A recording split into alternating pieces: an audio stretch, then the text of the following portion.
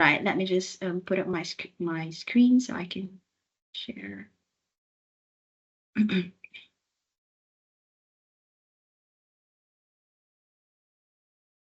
you guys see my screen?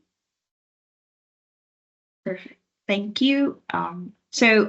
Yep. I'm Christine, and I'm with CREST and Lydia for this webinar on CREST Awards for secondary level home education. When we say CREST Awards for secondary level, we refer to the bronze, silver, and gold levels. So before we start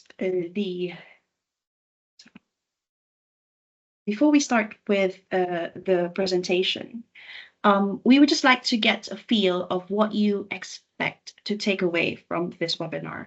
What are you hoping to get out of this today? Please share your expectations for this webinar in the chat box. And then we'll review your responses and try our best to address any topics that we may not cover during this session. So yeah, feel free to type in your thoughts. I'll be giving like a minute or so, and then we'll review your answers.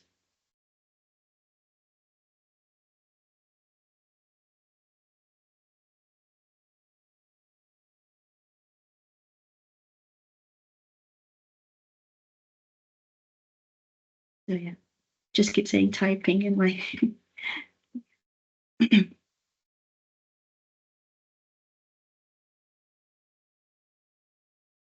Okay, more information about this program. We've got that covered. Thank you, Grace. Kelly. Yeah, Grace, definitely. Karis will be discussing what the awards are to gain more information about the awards. Yeah, thank you for that.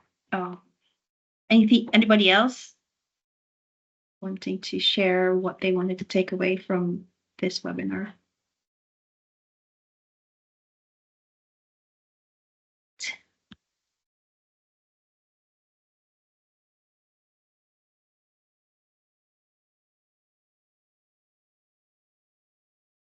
So, yeah, thank you for giving us your expectations. Based on your answers, it looks like we are all on the same page. So yeah, let's dive into the heart of our webinar, where we hope to explore an overview to the secondary level CREST Awards, bronze, silver, and gold, the advantages or the benefits of engaging with CREST Awards for home educated students, for young people, and then to provide you the top tips to excel specifically at the silver and gold levels. And we will have a dedicated question and answer session to address all your queries. So I'll now hand over to Karis, who will be presenting about BSA and the different awards for secondary level home education. Take it away, Karis. Thank you, Christine. Do you want to just press next so the text comes up for me? Yeah. Thanks. So here at the British Science Association, our vision is a future where science is more relevant, representative and connected to society. And one of the ways we try and achieve that is through our flagship education programme, the CREST Awards. So could I have the next slide, please, Christine? So through our CREST Awards, we try and inspire young people to think like researchers and scientists. And you can just see there the sort of the guide of the different award levels. So today we're going to just be focusing on those bronze, silver and gold awards at the secondary end of the awards. Could I have the next slide, please, Christine? Thank you. So you can see here some information about our bronze, silver and gold awards. So first of all, we put a typical age on.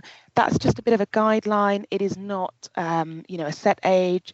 Children doing these awards don't have to be that age. They may be suitable for younger children. you will have a better idea of sort of what level is most appropriate for your child.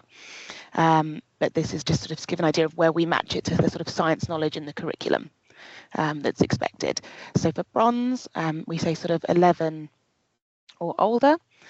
Silver is sort of 14 or older, and gold is sort of more like that A-level kind of age of 16 or older. They also have a very different time commitment for each project. So bronze is roughly 10 hours of work expected to achieve a bronze award. For silver, that's 30 hours. And then for gold, that's 70 hours of work. Again, that's not exactly, it's approximately. The way they are assessed is also slightly different. So bronze awards can be assessed by any adult before they're submitted. So that could be done through Young Minders assessing them for you. And they will just check that the CREST criteria are met and then say, yep, that's done.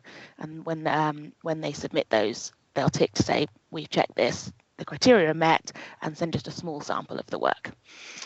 Silver and gold, however, are assessed by our expert CREST assessors. So the work is submitted, and then those CREST assessors will review it and decide if it meets enough criteria to be awarded. So the benefits of the different levels. So bronze helps sort of provide a real life experience of being a scientist to young people. Silver can help support young people improve their GCSE grades, and has also been shown to increase interest in continuing in STEM education beyond GCSE. And gold can be a great way to enhance a UCAS personal statement, or is well regarded by employers sort of in interviews and CVs. Next slide, please, Christine. Yep, I'll take this on. Thank you, Karis. So you might ask yourself, what's in it for my child to have a CREST Award? And here we'll discuss the benefits of having a CREST Award for students or young people. So CREST Awards is well respected by universities and employers in a sense that it serves as a testament and recognition of the students' project work skills. And it also provides a valuable boost to the resumes and UCAS personal statements of these young people. CREST Awards also offer a compelling and interesting talking point during interviews. It emphasizes the real world context or practical application of the students' project work, and it can help develop or expand their professional network. It also illustrates additional effort, commitment, and interest, as well as key employability skills. Karis will talk more about the employability skills on the next slide. Thank you, Christine. So you can see here some of the employability skills that CREST can help young people with, and CREST really gives that great example for them then to say, I've done this skill and here's how. They can then explain, in my project, I showed teamwork by working with other children towards my project, or I showed the ability to use my own initiative and work alone on this project. Some of the other skills they could talk about in an interview or on their CV or personal statement would be organisation, time management, problem solving, creativity, decision making, use of technology, doing their own research, data processing, data analysis, leadership skills, or the ability to reflect on their own work, as these are all sort of requirements of the CREST projects. Thanks, Karis.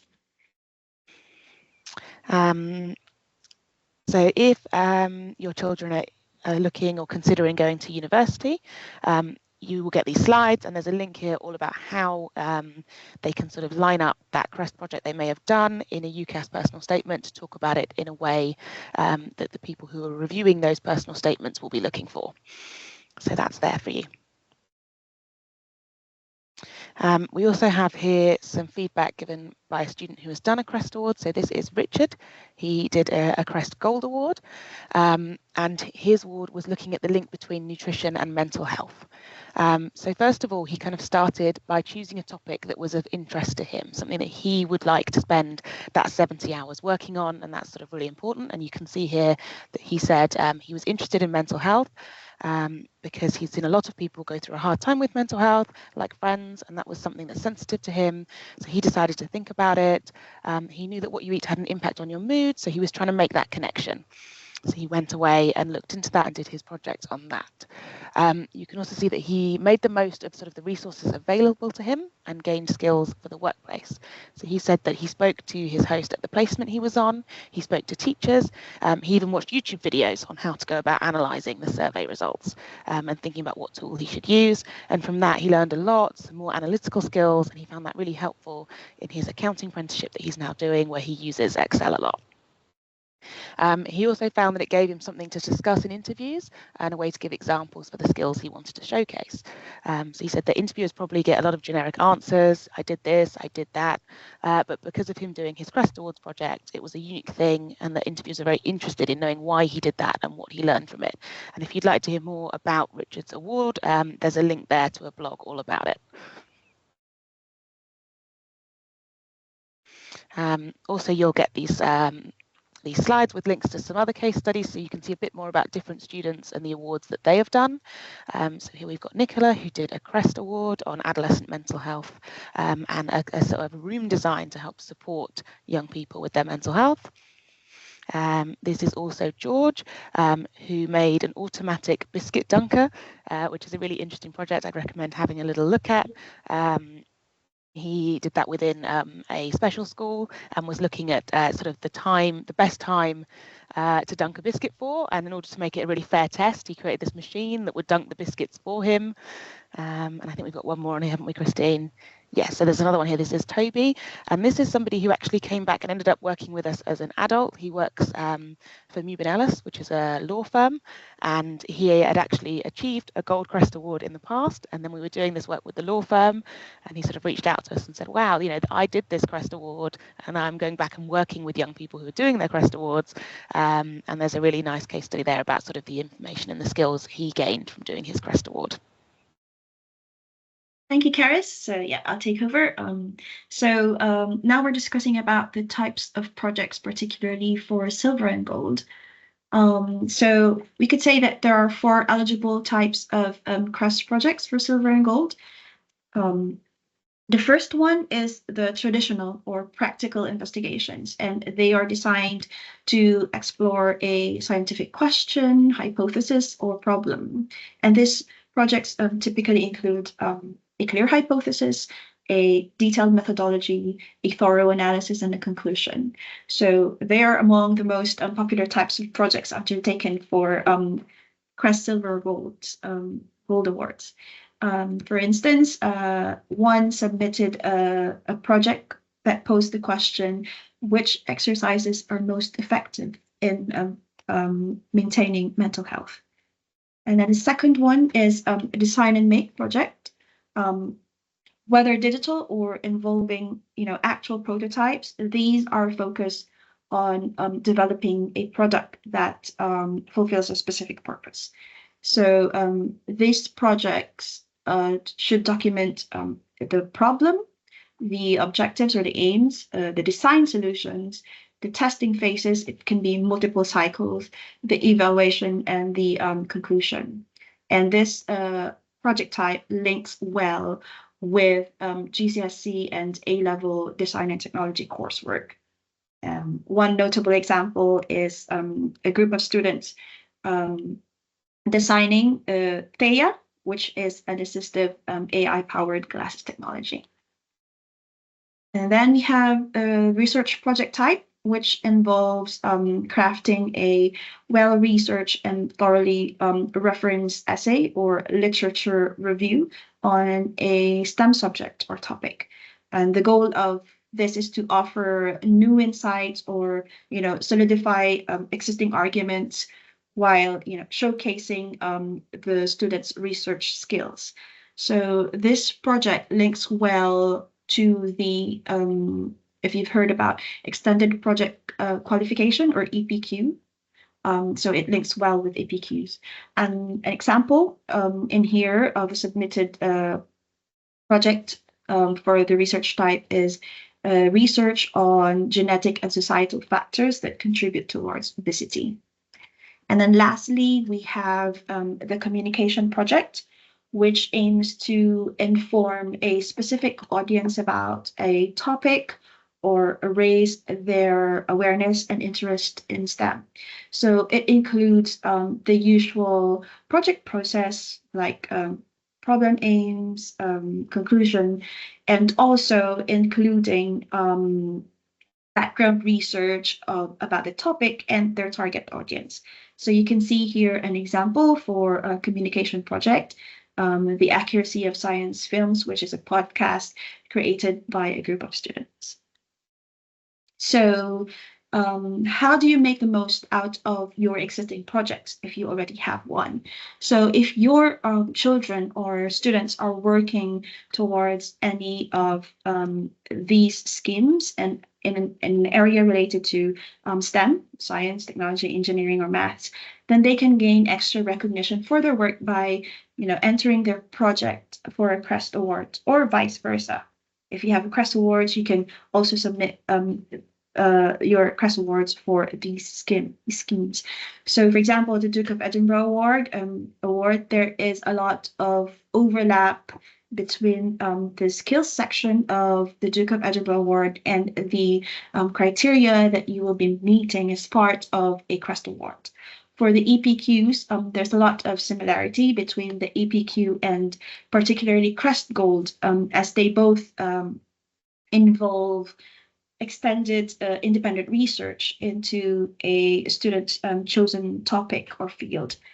And then we have the Big Bang competition, which is a national science and engineering competition for 11 to 18-year-olds. You can have like the CREST Award for secondary levels, and the Big Bang categories roughly align with each other. So yeah. So now I pass on to Caris to talk about the eligible subject areas and the application process. Take it away, Caris. Thanks, Christine. So although we kind of think of CREST as a STEM project, it's really more about applying that scientific methodology. So doing those kind of investigations or research projects, those different types of project that Christine covered. But you can do that kind of within any subject area. So this is sort of the subjects that we get projects for.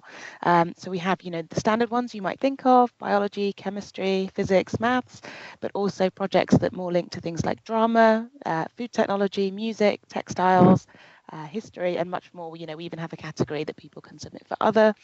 So young people really can think about what subjects interest them the most, what ideas do they want to look into, and then apply that to the sort of CREST process. Next slide, please, Christine. So just a little bit about the application process here. So the first step is sort of choosing the project. So we have a resource library with a lot of free resources in, different project ideas. So students can go and take one of the existing kind of projects from that resource library, or they can come up with a completely new idea of something that, has never been done before. It's up to them. The next step is then to run that project, to take the time, doing that investigation, doing that research, creating their new piece of technology, whatever kind of project they're doing. As they do that, they need to be kind of recording their work. That would be, documenting what they've been doing, whether that's writing a report, making a presentation, running their podcast, doing a webinar series, however they want to sort of record that work. And as well as that, there is a student profile form. It's linked here, and I'll explain it a little bit more in a minute. And that's how they kind of keep track of how their project matches our criteria for how CREST will be assessed, which again, we'll explain in detail soon. The next step is that young minders will then help upload the project work for assessment for silver and gold. So that means they'll put the work up, and then one of our CREST assessors will look through that, decide if it meets the criteria to be awarded. If it is awarded, then the certificate is sent and you achieve that award. Otherwise, if it doesn't quite meet enough criteria, some feedback will be sent back with sort of how to improve it, and that can be resubmit then for the award if those changes are made. There is also sometimes happens maybe you submit for a silver award and the assessor thinks, wow, so much work has gone into this, this really meets all the criteria for gold, and they'll come back to you and say, would you rather accept the gold award? You've done the work to achieve it. Next slide, please, Christine. So this is the student profile form. I know it's a little bit small here, so Christine will go through it in a bit, the different criteria and the bits that are written on it in a minute. But it's really important that the young people fill this in alongside however they want to demonstrate their work. It lists all the criteria they need to meet for their CREST project, and they have the option there to write in sort of where they've shown that. So that might be on page 2 of my report, on slide 3 of my presentation, or on this page of my website that I've created. We get all sorts of different submissions. There's also the option to add notes, so they might just want to write in there, oh, well, this is the actually how I did it bit. This is how I met this criteria. They can even put on the profile form.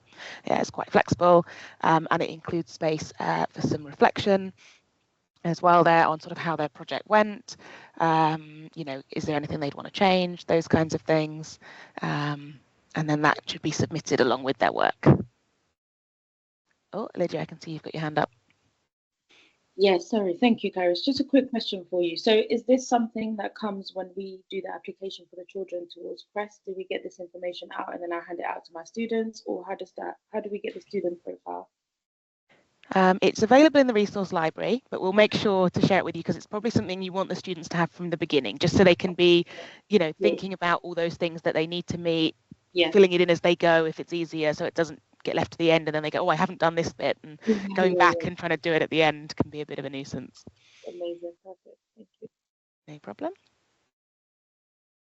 Yeah, and then this bit I think Lydia's going to help do for you, but this is the application platform.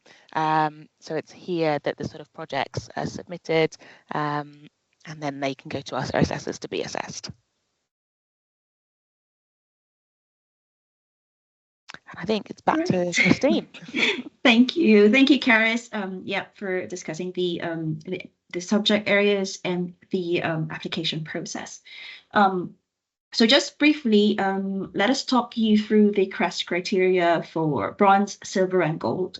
So the CREST criteria are split into, going back, in order for the young people or your children to achieve the CREST bronze, silver, or gold award, you must meet at least 11 out of the 15 criteria. We'll be discussing some tips or just briefly talk you through the CREST criteria and how you could meet these criteria. So the CREST criteria are split into different areas, such as 4 different areas, such as planning the project, throughout the project, finalizing the project, and then a project-wide criteria.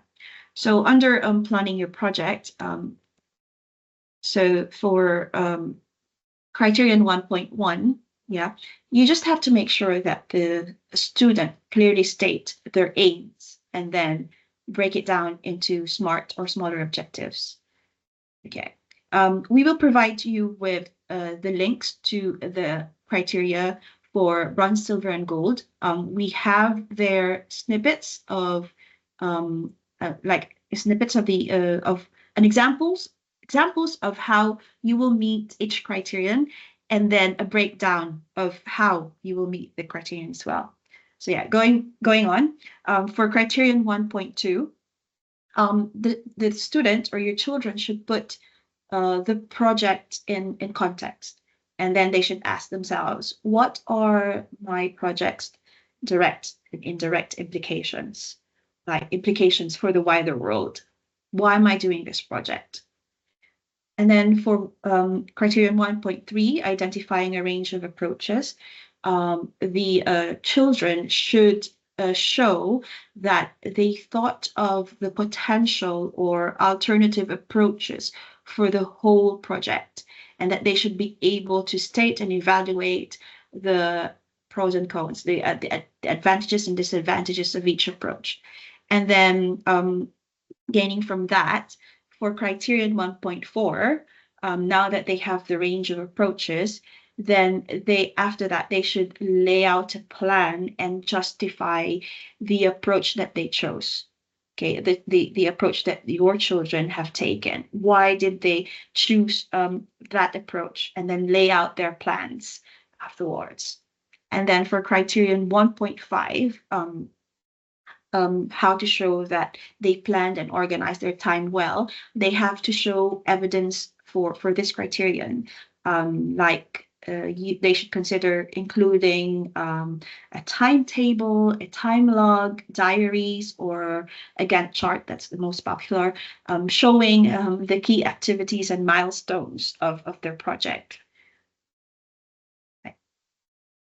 And then for the next section, or for the next area, the criteria throughout your project, criterion 2.1, making good use of the materials and the people available.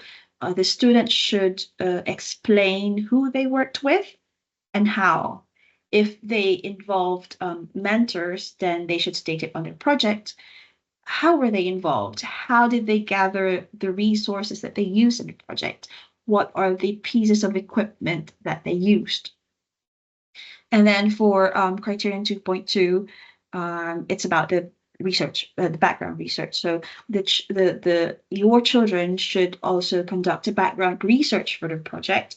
And it's not enough that they say that I've conducted the background research. They have to incorporate the background research or the information into their work. And then remembering to cite the sources of the information of that background research, which could be presented as footnotes, as inline citations, or a bibliography, like a list of, even a simple list of sources at the end of the project work is also acceptable. And also if they use online resources, that's also accepted, but be sure to reference any online resources or search engines or AI that's been used. The next area is for finalizing your project. So for criterion 3.1, just be reflective about, we would encourage the children to be just reflective about their conclusions at the end of the project. So were they able to meet the project's aim in the first place?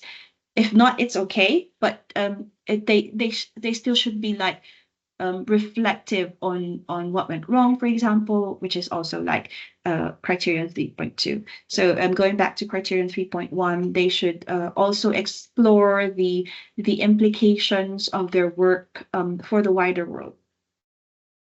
And then as mentioned, for criterion 3.2, they should look back on the decisions that they made and reflect on how did that affect my project's outcome. So discuss that and you're safe. For criterion 3.3, this is where students or young people discuss the key information that they learned and the skills that they developed after doing their project. And also ask themselves, would they change or improve anything if they are to repeat the project or if they are to take it further? And then finally, the last section, the project-wide criteria. For 4.1 criterion, this is met at, it's blank there because this is met at different levels in different ways. So meeting this would depend on the level of detail that is required at each level, and that was included in the project. For criterion 4.2, this is simply explaining how the children worked in a safe and ethical manner. Did they do a risk assessment? How did they consider health and safety in the project? Did they follow their, for example, young minders' ethical advice, their mentors' ethical advice, or any safety instructions?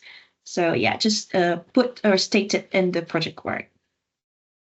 And then for criterion 4.3, you show that you explored, this is about creativity. So you show and explore that you explored new concepts or you connected ideas for creative solutions or outcomes. For criterion 4.4, be honest, we ask students actually, or young children to be honest about the issues they encountered while doing their project and how they dealt with them. So just to say, there is no perfect project, and that's okay. They shouldn't be scared to talk about any problems that they encountered. This is an important criterion. because this will show, specifically for silver and gold, this will show the assessor that the children or the young people take ownership of their project. And this is what the assessors are looking for. Next, for criterion 4.5, we just ask young people when they structure their project to communicate clearly. If they could use images, graphs, or tables to help communicate more information if necessary. And then they should organize the project in a logical structure so that it's easy for assessor to, to find like where the young people meet the criteria. Okay, so now we go to top tips for your project work. First, CREST is about creativity. Yeah, go ahead. I'm just going to interrupt you because Lydia's got her hand up and we have a question in the chat about looking back at the criteria set too. So before we go into top tips, we might need to do a bit more on the criteria. Mm-hmm. Yeah, fire away. I can't seem to read any chat, so if you could read it out for me, that would be great. No, sorry, Christine, I think the lady was asking if you could go back to criteria set 2, please. Okay. Yeah. And my question was just to ask, because obviously we're hoping to have these sessions as a group, and I'm sure the children will come in with all different projects. Mm-hmm. And if they're comfortable, we will ask them if we can record how they have come to their solution of their project or to the evaluation of their project. Are we able to record that and I upload that to their as part of their project for them? Yes. Okay. So in the application platform, we would require, like for bronze, if you're doing it as a group project, we only require young minders to upload a sample project work. We don't require everyone's project work. So one project work is fine. But for silver and gold, all of the necessary files or documents that you think would be helpful, like if you have the main project work, and then of course the completed student profile form, and like any additional or supplementary files, you are free to upload them in your project entry. Thank you. Did that answer your question? Sorry. Yes, thank you so much. Thank you for reading that question. Okay. So now we go to the top tips, the project work. I think this will be related to your question as well, Lydia. So like I said, CREST is about creativity. So we welcome any project format, be it a presentation, a PowerPoint presentation, a video, or a blog series, webinars like Carrie's mentioned earlier. So that's okay, that we actually accept those. As long as the project thoroughly meets the CREST criteria for the intended award level.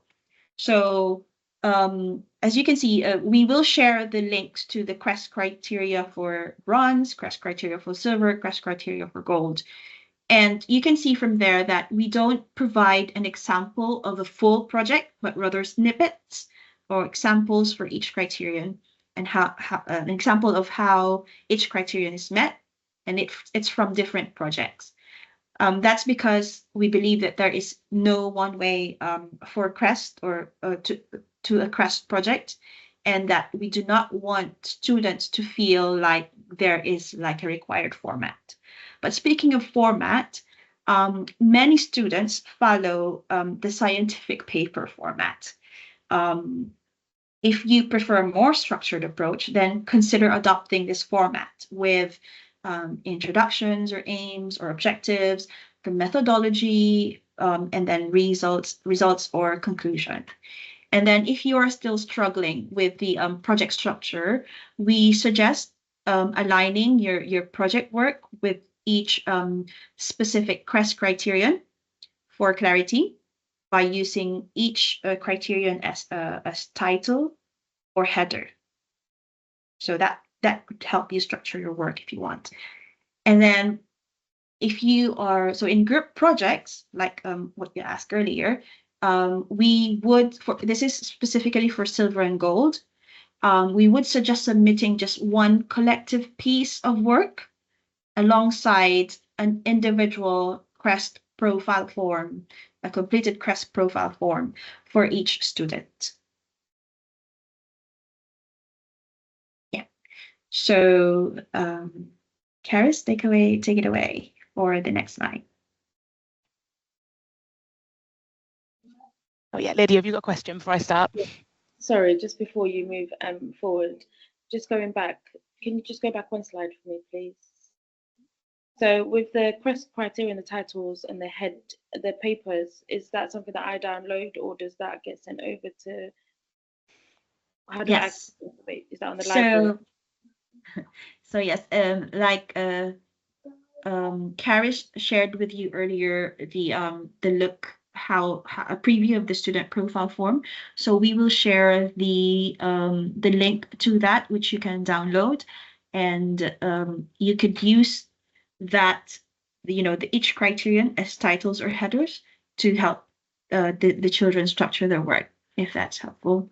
Okay. So yeah, we'll share it with you, and then it's the link. When you press on the link, it automatically downloads the editable PDF version of the profile form. So it's similar to like the passports, because what I tend to do is get them ready prior to us starting our sessions and laminate them. So I just want to make sure that all this, okay, perfect. Right, yes, it is similar to the passport. Yes, you're correct. Lovely.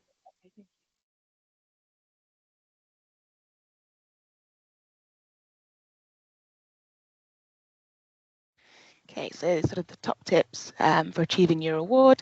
So to start by, familiarising yourself, or for the young person to familiarise themselves with the CREST criteria, and sort of have that in mind before beginning the project, sort of being aware of what they should be thinking of as they go through, and keeping notes about how they're going to meet those criteria or how they've met them as they progress. Makes it much easier than trying to go back and add them in at the end. Yeah, if you're working, with a different type of sort of submission, sort of PowerPoints or videos, just make sure there's enough detail to evidence that those criteria have been met. That detail could be partly in the profile form, or just making sure it's definitely in those presentations or videos. If you're doing a written report, or even if you've got slides, you might want to set up that automatic numbering of the pages, putting it in the footer, those sorts of things, because that makes it much easier then. If you're going back and filling in that profile form, you can tell it's on page 3, and you can see that, and the assessor can easily go to page 3 and find that.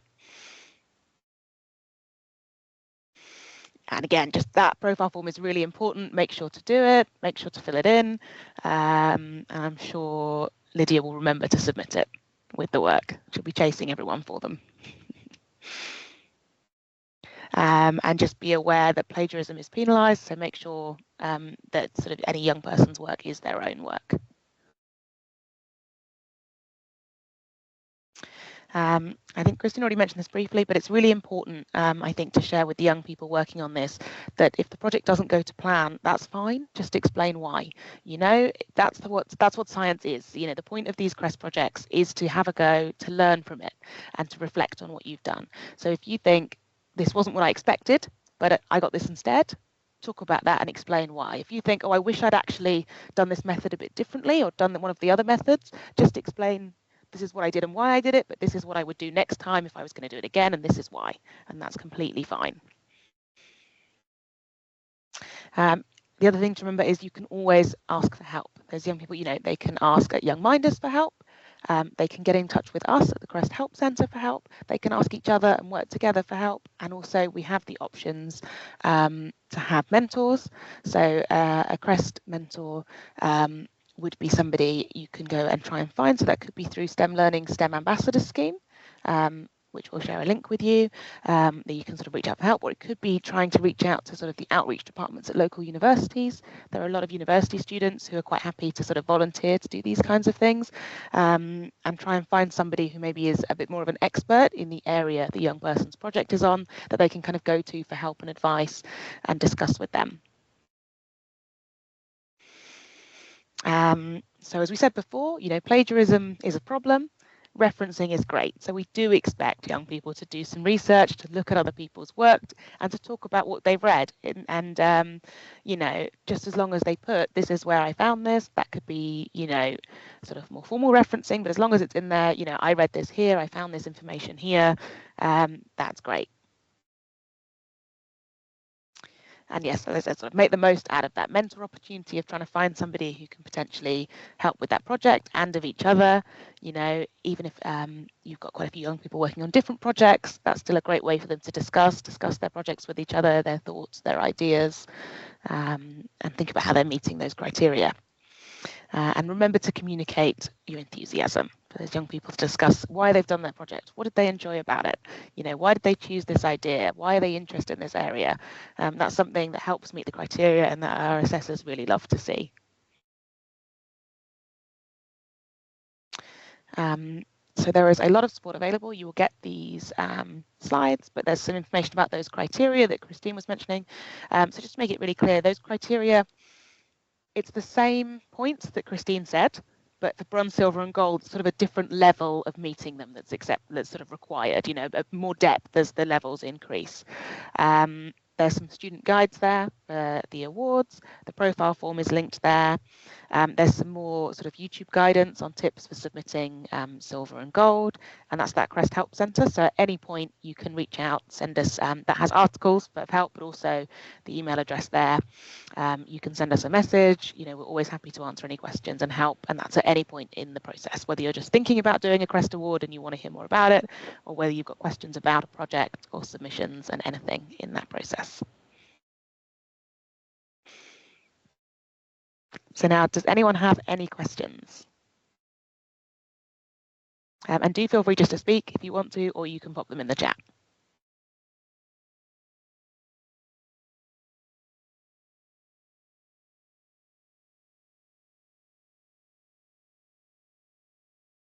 Hoping that means we've covered everything so well that you all feel you really understand CREST now and are ready to give it a go.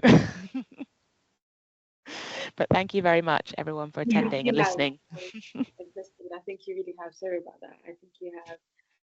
I just wanted to go back on the point of the STEM learning. I think we are going to reach out for having some STEM mentors to support us with this, the bronze, gold, and the silver awards. It's a good idea to see those stories of other people who've done it, and also just for the children to have some sort of support next to them as well. Callie has a question. Could you give a few more examples of potential projects? So we will also, thank you, Callie, for the question. We will also be sharing our resource library. If you don't have anything in mind yet for your potential project, our resource library has a range of like ideas where you can start with for bronze, silver, and gold. And also we have a question generation document. Whatever piques the interest of your children, then you can start with a question generation document so that you can come up with your the project of interest. So yeah, thanks, Karis. Yeah, so Karis just shared the link to our resource library for secondary levels. So yeah, you can find there potential projects that you can start with.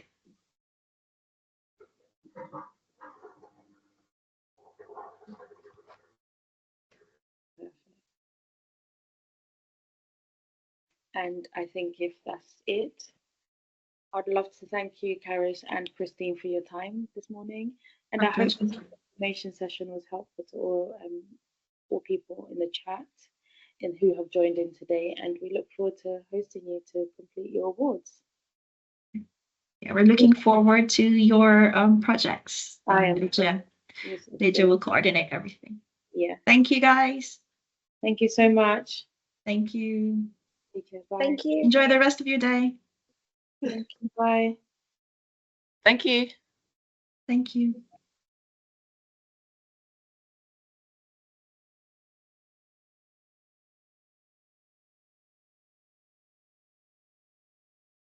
Hooray. I think that went well. Lydia, I must tell you, I'm not a natural speaker, so You did I'm absolutely I'm amazing. so if you find me doing that, looking into space, then that's just me.